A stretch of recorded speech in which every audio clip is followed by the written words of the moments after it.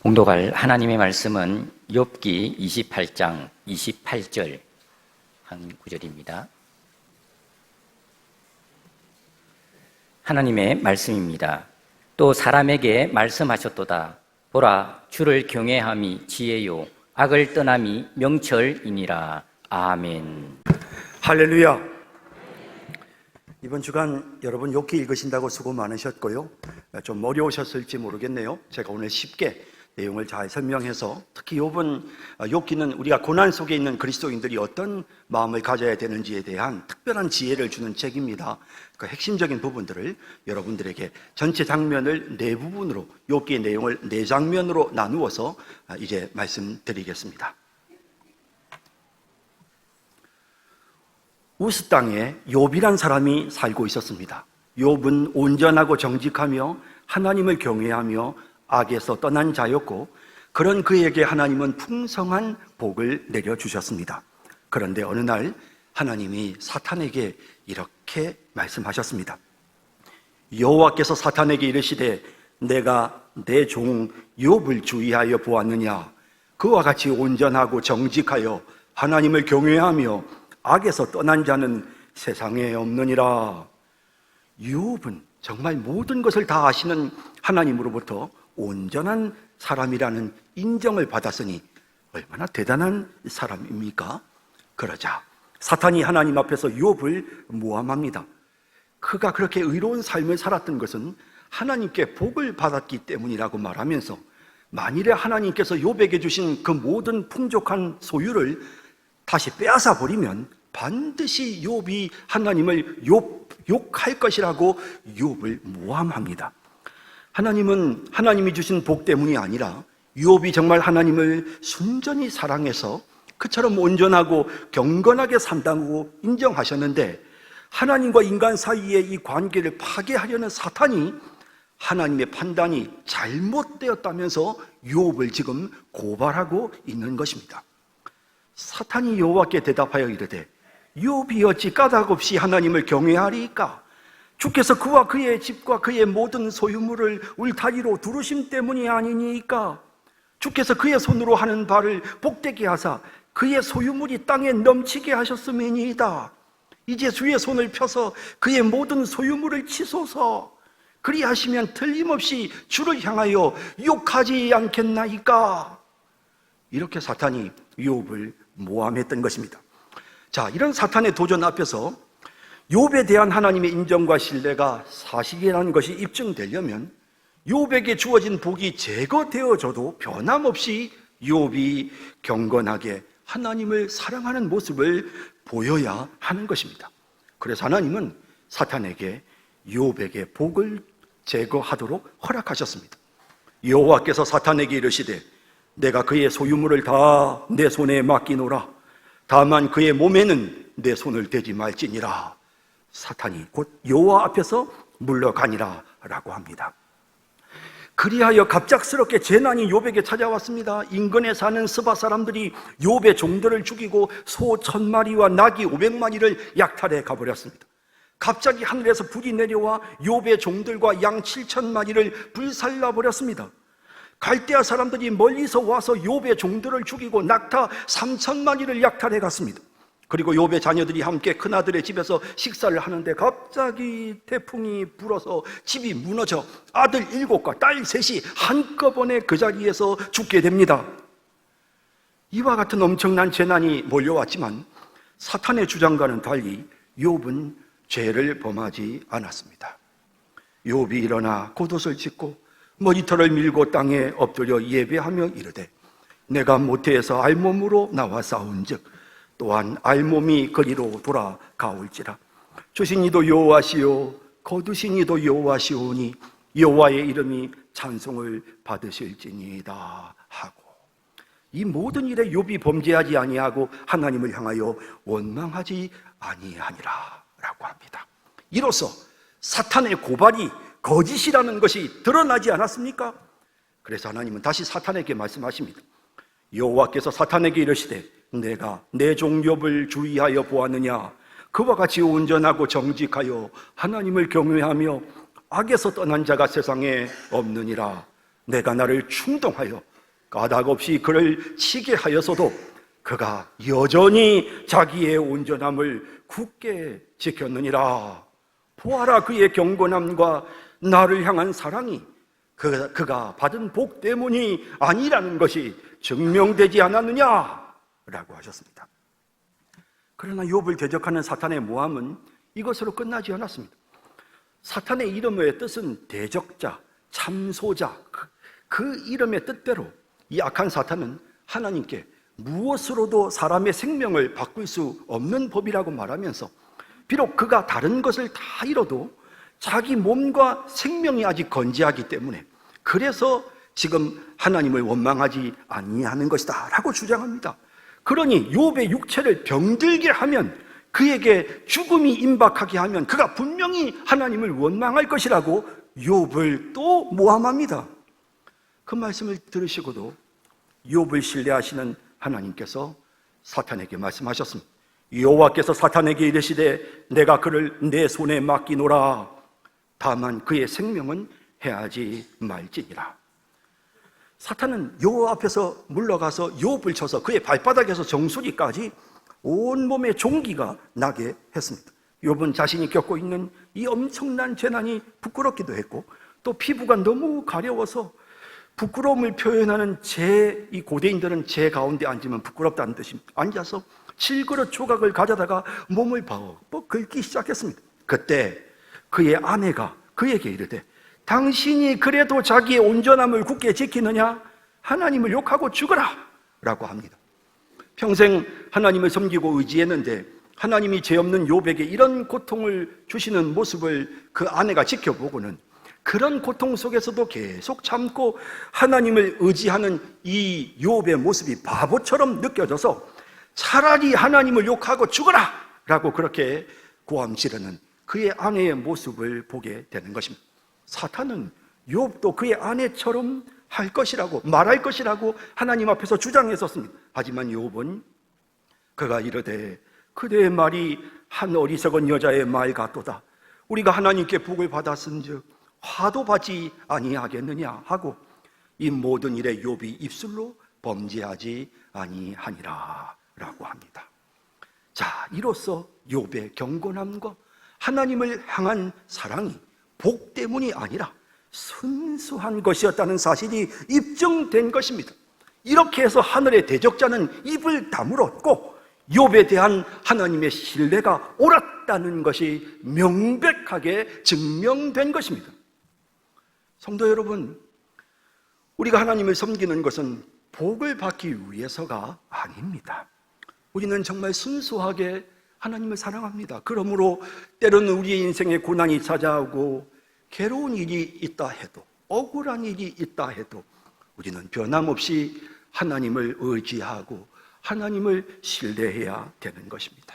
하나님이 가장 좋은 것으로 나를 인도하시리라 믿고 순수한 마음으로 변함없이 하나님을 바라보고 하나님을 섬기는 것입니다.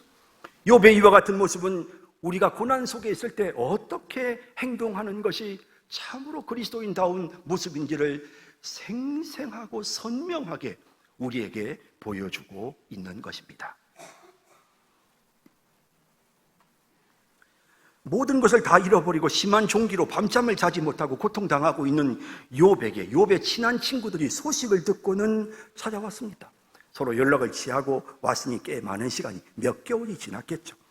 엘리바스와 빌닷과 소발은 욥처럼 매우 신분이 높고 지혜로운 사람이었습니다. 자신들이 살고 있던 지역을 관할하는 권한을 가진 그런 유력한 사람들이었습니다. 사실 이들이 욥을 방문한 목적은 욥을 위로하기 위해서였습니다. 처음에는 그래 보였습니다. 하지만 스스로 똑똑하다고 생각하는 사람들일수록 입술을 제어하기가 힘이 드는 것입니다. 그들은 자신들의 판단과 생각으로 욥을 훈계하고 책망하기 시작했습니다. 세 사람의 말은 한결같았습니다. 네가 죄를 지었기 때문에 이런 고난을 당하는 것이다. 그러니 네 잘못을 회개하고 이제라도 바르게 살아라. 그러면 하나님께서 너에게 다시 복을 주실 것이다. 이와 같은 말을 계속해서 말하는 것입니다. 엘리바스가 욥을 공격하면 욥이 아니라고, 그러면 또 그 다음에 이어서 빌닷이 욥을 공격하고 또 욥이 아니라고 하면, 또 소발이 또 욥을 공격하고 또 욥이 아니라고 하고, 이와 같은 내용이 욥기 3장에서부터 27장까지 3번이나 똑같이 반복이 되는 것입니다. 사실 따지고 보면 욥의 친구들의 말이 틀린 말은 아니지만, 그러나 욥에게, 그 고통을 당하고 있는 욥에게 도움이 되는 말은 아닌 것입니다. 욥은 자신의 생일을 저주할 정도로 고통스러웠습니다. 지속되는 고난이 하나님의 의를 나타내지도 못하고 자신이 고난당하는 것으로 인해 하나님께 영광이 돌아가지도 않는데, 왜 아무에게도 도움도 되지 않고 하나님께도 영광이 되지 않는 이 힘든 고난을 왜 나에게 허락하십니까? 내가 차라리 태어나지 않고 죽었으면 좋겠습니다. 지금이라도 내가 좀 죽어버리면 좋겠습니다. 라고 욥이 너무 힘이 드니까 이렇게 단식을 쏟아낸 것입니다. 하지만 이런 고통스러운 욥의 울부짖음에 대해서 친구들은 욥에게 빨리 회개하라고 계속해서 그를 다그치기만 합니다. 일방적인 자기 생각, 자기 고집을 가지고 반복적으로 계속해서 그들을, 욥을 훈계합니다.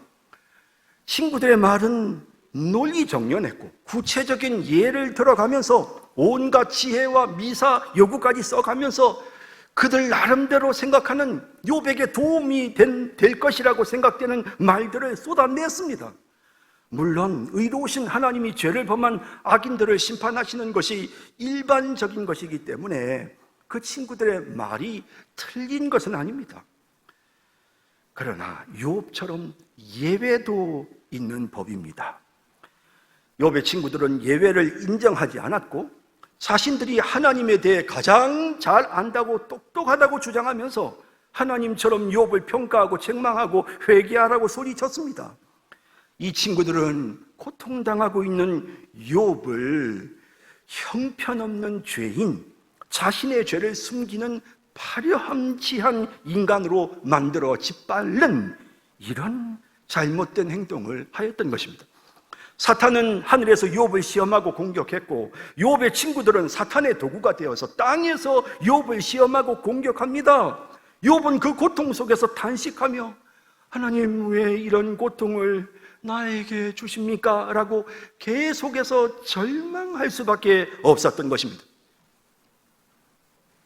성도 여러분, 스스로 똑똑하다고 생각하는 사람들이 할 말 안 할 말 구분을 하지 못합니다.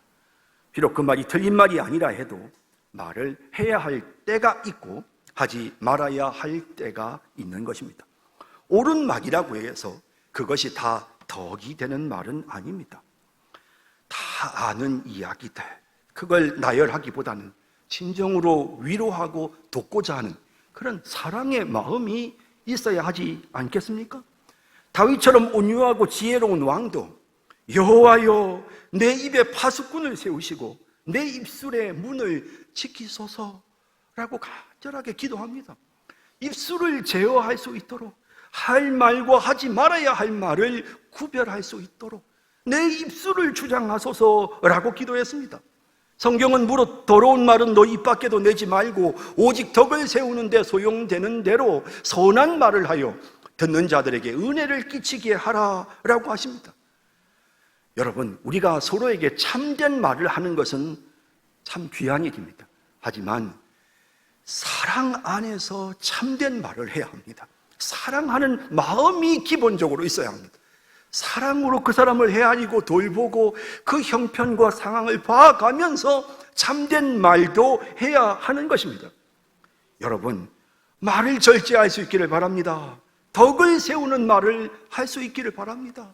겸손하고 온유한 사랑의 말을 할 수 있는 그런 우리들이 되기를 원합니다.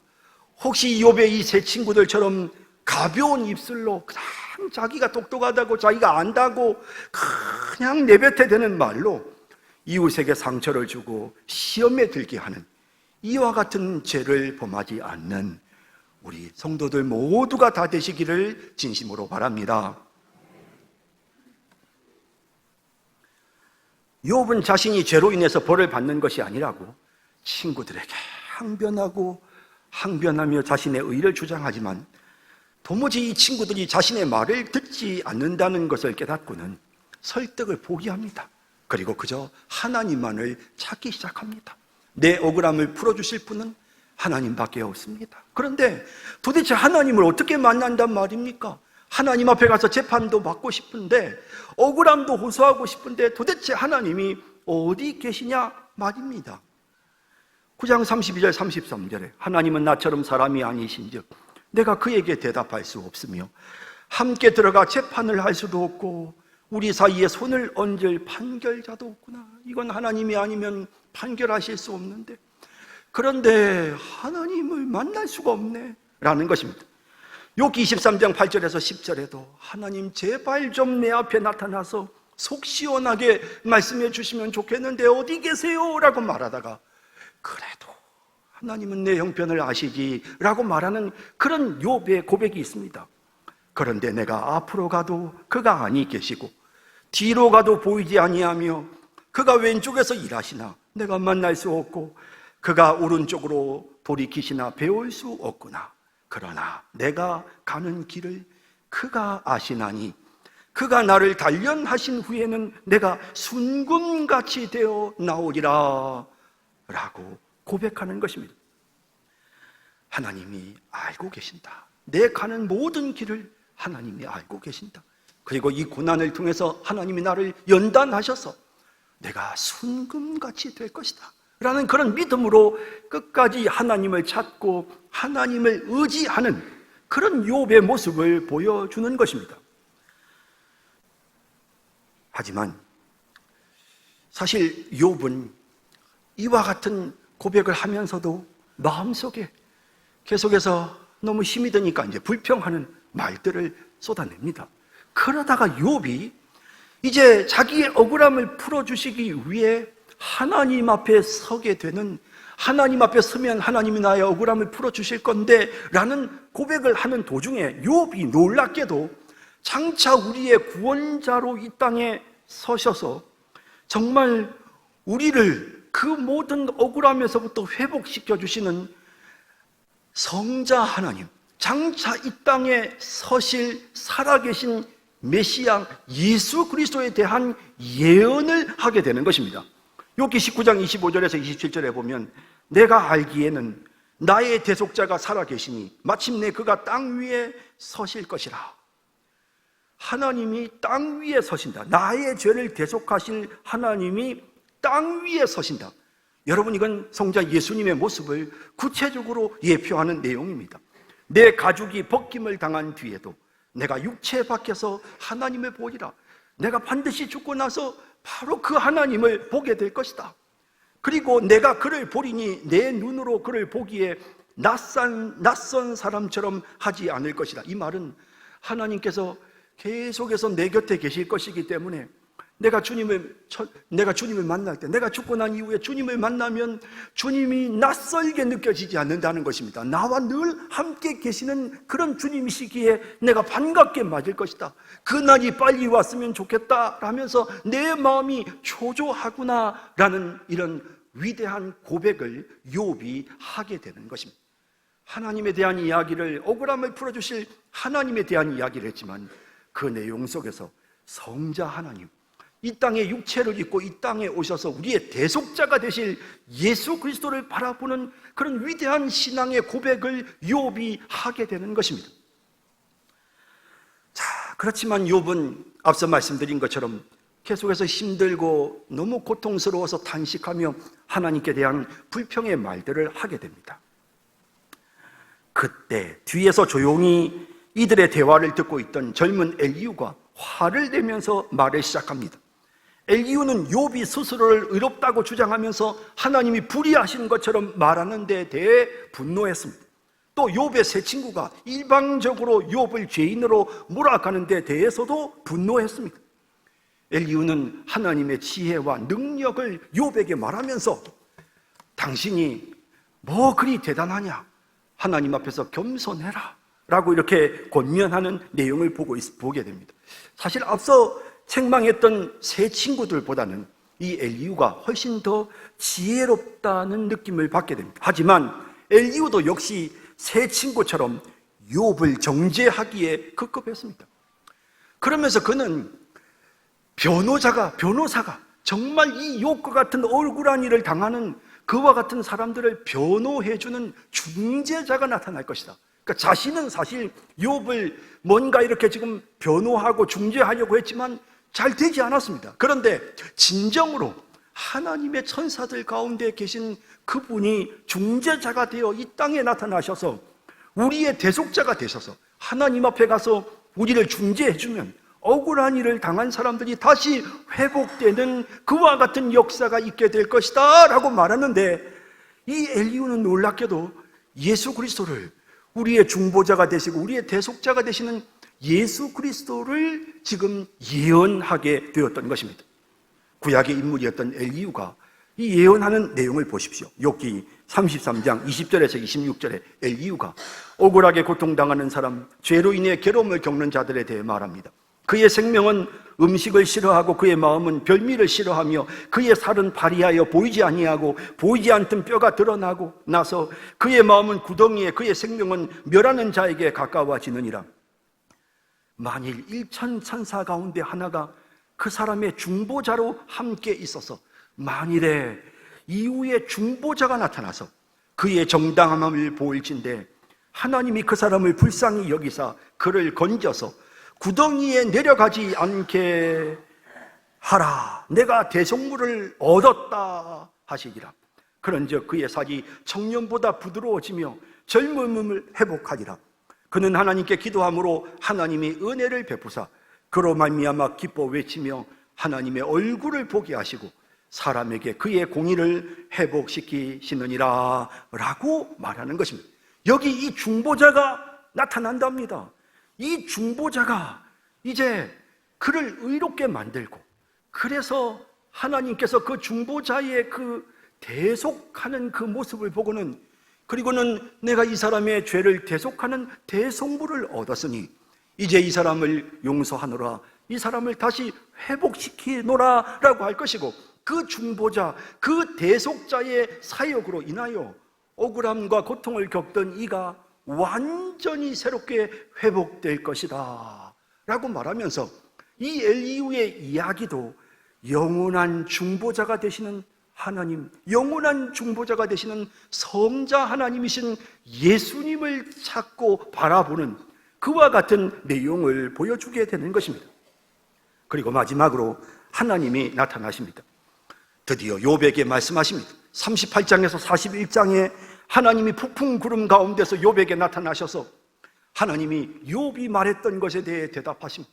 욥이 하나님이 정의로우신 하나님이신데 왜 이 땅에 이렇게 불의가 가득하고, 하나님 내가 잘못한 게 없는데 왜 이토록 큰 고통을 겪어야 합니까? 라고 말하는 것에 대해 하나님께서 뭘 설명해 주시거나, 혹은 사실 욥기 1장 2장에 나오는 것처럼 사탄이 말이야 너를 모함했단다, 하나님이 이렇게 말씀으로 이해를 시킨 것이 아니라 하나님은 욥에게 일방적으로 물으십니다.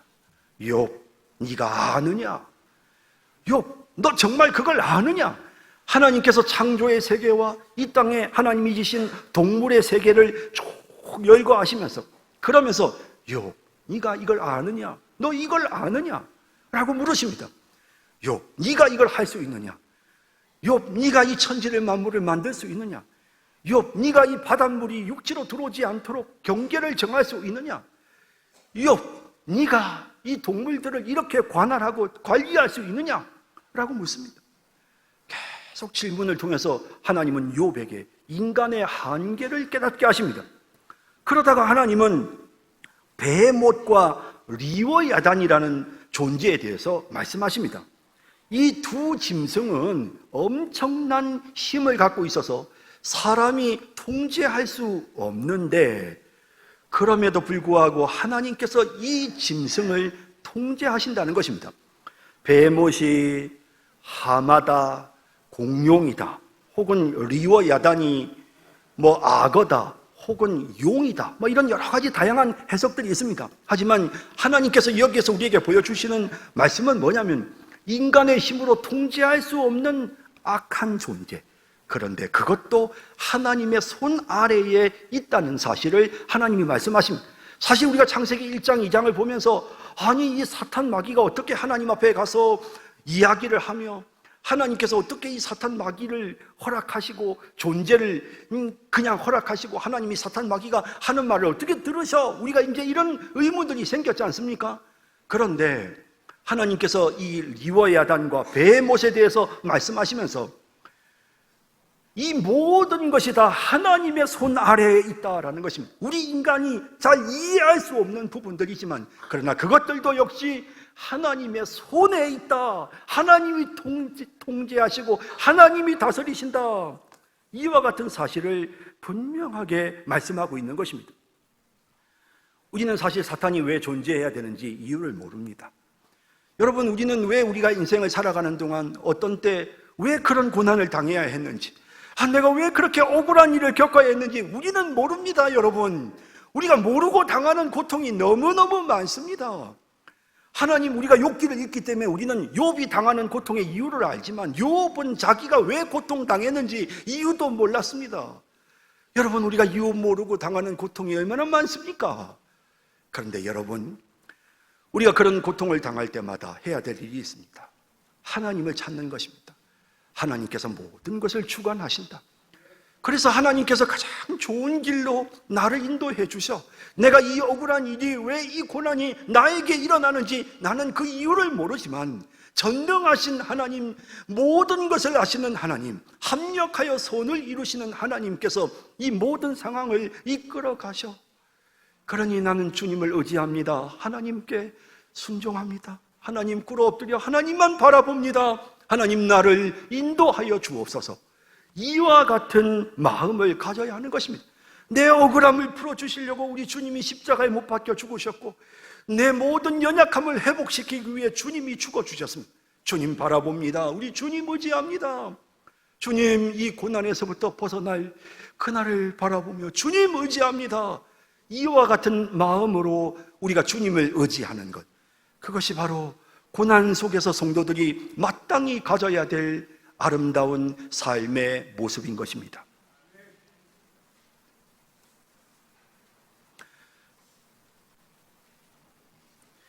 인간의 연약함을 깨닫게 하시는 하나님의 말씀을 듣고 난 후에 무지한 말로 하나님에 대해 경솔하게 말했던 욥이 깊이 뉘우치고 회개합니다. 욥이 여호와께 대답하여 이르되 주께서는 못하실 일이 없사오며 무슨 계획이든지 못 이루실 것이 없는 줄 아오니 무지한 말로 이치를 가리는 자가 누구니이까? 나는 깨닫지도 못할 일을 말하였고 스스로 알 수도 없고 헤아리기도 어려운 일을 말하였나이다. 내가 말하겠사오니 주는 들으시고 내가 주께 묻겠사오니 주여 내게 알게 하옵소서. 내가 이 잘못된 말들을 할 때 하나님 나를 깨우쳐 주십시오 라는 말입니다. 내가 주께 대하여 귀로 듣기만 하였사오나 이제는 눈으로 주를 배움나이다. 그러므로 내가 스스로 거두어 드리고 티끌과 제 가운데서 회개하나이다 라고 말합니다. 하나님은 이런 욥의 반응을 보시고 욥을 의롭다고 인정해 주십니다. 그 친구들 앞에서 욥이 의롭다라고 옳았다라고 말씀하시고 욥의 세 친구들에 대해서는 너희들이 말이 옳지 않았다라고 말씀하셨습니다. 마치 하나님께서 사탄 앞에서 욥의 의를 인정하셨던 것처럼 이 세 친구들 앞에서 너희들의 말이 틀렸다라고 분명하게 말씀하셨습니다. 그리고는 이제 그 친구들을 향해서 너희들은 너희들의 잘못에 대해 속죄를 위한 번제를 내게 가지고 와라. 하나님 앞에 욥에게 가지고 와라. 그래서 그 번제를 올려드리면 그러면 욥이 그들을 위하여 기도할 것이고 그러면 그들의 그 악한 죄에 대해서 내가 그 친구들의 죄를 용서하리라 라고 그렇게 주님께서 말씀하십니다. 자, 그리고 정말 욥이 그의 친구들을 위해 기도할 때 그 모든 고난에서 완전하게 욥을 회복시켜 주셨습니다. 10절에 보면 욥이 그의 친구들을 위하여 기도할 때 여호와께서 욥의 곤경을 돌이키시고 여호와께서 욥에게 이전 모든 소유보다 갑절이나 주신지라 라고 말씀하고 있는 것입니다. 완전하게 회복이 되어진 것입니다. 성도 여러분, 때가 되면 하나님께서 우리의 눈에서 눈물을 닦아주실 것입니다. 때가 되면 하나님께서 우리의 이 모든 고난의 짐을 내려놓게 해주시고 우리에게 평강과 안식을 주실 것입니다. 때가 되면 하나님의 자녀가 마땅히 누려야 될 행복한 삶을 우리에게 허락해 주실 것입니다. 물론 욥처럼 이 땅에 사는 동안 하나님이 그런 은혜를 주시기도 하지만, 그러나 어쩌면 많은 믿음의 선배들처럼 이 땅에서는 억울한 죽음을 당할 수도 있습니다. 분명하게 성경이 말씀하시는 것은 우리가 주님 앞에 서는 그날에 우리 주님께서 우리를 완전하게 회복시켜 주신다는 것입니다. 예수님이 우리의 중보자가 되시고 예수님이 우리의 대속자가 되셔서 우리의 죄를 다 용서해서 하나님 앞에서 정말 온전하고 영광스러운 모습으로 설 수 있도록, 그렇게 우리가 이 땅에서는 누리지 못할지라도 우리가 죽어서 주님 앞에 서면 그 영광을 누리게 하실 것이라고 성경이 우리에게 분명히 말씀하는 것입니다. 저는 욥이 이 땅에서 회복된 것처럼 우리 성도님들도 다 회복되셨으면 좋겠습니다. 그러나 만에 하나 회복되지 않더라도 주님 앞에 서는 그날에 여러분들이 회복될 줄로 믿습니다. 그리고 그렇게 우리를 온전하게 회복시켜 주시려고, 욥이 회복되는 것처럼 우리를 완전하게 회복시켜 주시려고 예수님께서 이 땅에 오셔서 고난을 당하셨습니다. 여러분 생각해 보십시오. 사실 욥의 고난, 잘못한 것이 없음에도 억울한 일을 당하고 하나님의 인정을 받았음에도 불구하고 죄 없이 고통을 당하지만 그럼에도 불구하고 끝까지 견디고 참고 인내하는 욥의 이와 같은 모습은 우리에게 예수님의 고난을, 예수님의 삶을 그대로 보여주는 것입니다. 사실 예수님도 어떠셨습니까? 예수님도 하나님께로부터 이는 내 사랑하는 아들이요 내 기뻐하는 자라 인정을 받으셨습니다. 그리고 그 엄청난 고통 속에서 예수님도 욥처럼 나의 하나님 어찌하여 나를 버리시나이까? 라고 호소하셨습니다. 하지만 욥처럼 끝까지 하나님을 바라보셨습니다. 아버지, 내 영혼을 아버지 손에 부탁하나이다. 그렇게 끝까지 하나님을 신뢰하셨습니다. 엄밀하게 말하면 사실 욥은 완전하지는 못했습니다. 욥은 입술에 불평하고 원망하는 말을 쏟아내기도 했지만 예수님은 범죄하지 않으셨습니다.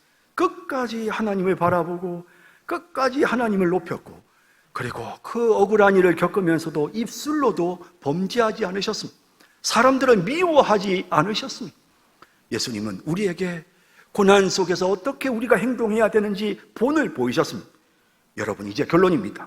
욥기 28장 28절에 보라, 주를 경외함이 지혜요 악을 떠남이 명철이니라 라고 말씀하십니다. 이 내용이 바로 욥기의 핵심 주제입니다. 여러분, 고난과 역경 속에서 우리는 주님을 경외해야 합니다. 주님을 경외한다는 것이 무엇입니까? 하나님의 절대적인 주권을 인정하고 모든 것을 아시고 모든 것을 통치하고 다스리시는 능력의 주님이심을 인정하는 것입니다. 그러면서 하나님께 모든 것을 맡깁니다. 하나님, 나는 그저 연약한 인간에 불과합니다. 하나님의 뜻을 어떻게 알겠습니까? 내가 왜 이런 어려움을 겪어야 되는지 내가 어떻게 알겠습니까? 그저 하나님의 처분에 맡깁니다. 하나님 인도하소서. 합력하여 손을 이루시는 하나님, 하나님께서 인도하시는 대로 순종하고 받아들입니다라고 겸손하게 하나님 앞에 꿇어 엎드리는 이와 같은 모습, 변함없이 하나님을 신뢰하는 이 모습이 바로 하나님을 경외하는 것이고, 그리고 비록 사람들이 나를 억울하게 만들고 내가 정말 너무나도 힘이 든다 하더라도 입술로도 범죄하지 아니하고 행동으로도 범죄하지 아니하고 생각으로도 범죄하지 않는, 그것이 바로 악을 떠남입니다.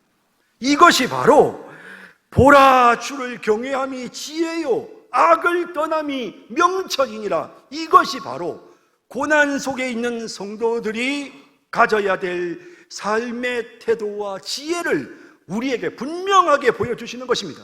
예수님이 이런 본을 우리에게 보여주셨고요, 이렇게 살아가려고 하는 우리를 완전하게 회복시켜 주시기 위해 예수님께서 우리의 중보자가 되시고 예수님이 우리의 구속자, 대속자가 되셔서 우리를 위해서 대신 죽어주신 것이 아닙니까? 이제 우리 하나님을 바라보십시다. 이제 우리 주님을 바라보십시다. 그래서 어떤 고난 속에서도 주님을 경외하고 어떤 어려움 속에서도 악을 행하지 아니하는 그런 지혜로운 삶을 살아가는 우리 성산교회 모든 성도들이 다 되시기를 주님의 이름으로 축복합니다. 기도하겠습니다. 자비로우신 하나님, 욥기를 통해서 우리에게 인생의 힘든 고난이 닥쳐올 때 어찌해야 되는지 지혜를 주셔서 감사합니다. 우리 주님 바라봅니다. 우리 주님 의지합니다. 우리 앞에 넘지 못할 산이 있다 해도, 우리 앞에 참지 못할 그런 괴로움이 있다 해도 주님을 의지하고 주님만 바라봅니다. 우리 주님 앞에 모든 것을 맡기고 합력하여 선을 이루실 하나님, 나의 가는 길을 주께서 아시나니 나를 단련하신 후에 내가 순금같이 변화되도록 하나님께서 선을 이루시리라 믿고 그 고난 속에서도 주님을 바라보며 우리 주님께서 내 눈에 눈물을 닦아주시고 내 억울함을 풀어주시리라 믿는 믿음으로 주님을 의지하기를 소망하는 사랑하는 우리 귀한 성도들이 되게 하여 주옵소서. 예수님의 이름으로 기도드립니다. 아멘.